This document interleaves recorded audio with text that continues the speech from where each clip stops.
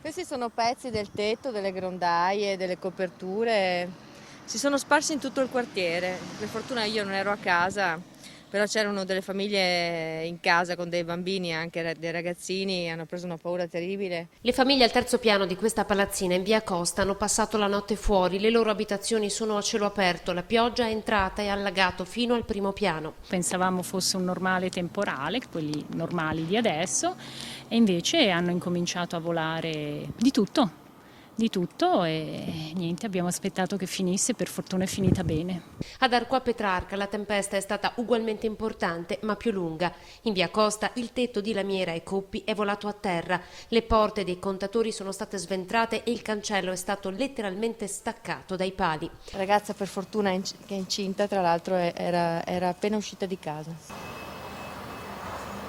Quest'uomo è riuscito a ripararsi entrando nel garage.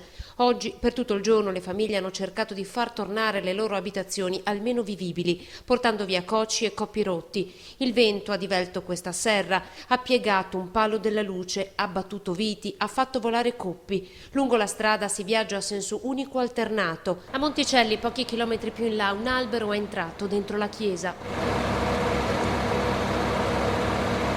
Mentre qui l'entrata del cimitero è sbarrata da questi due grossi tronchi, alberi si sono abbattuti anche sulle tombe.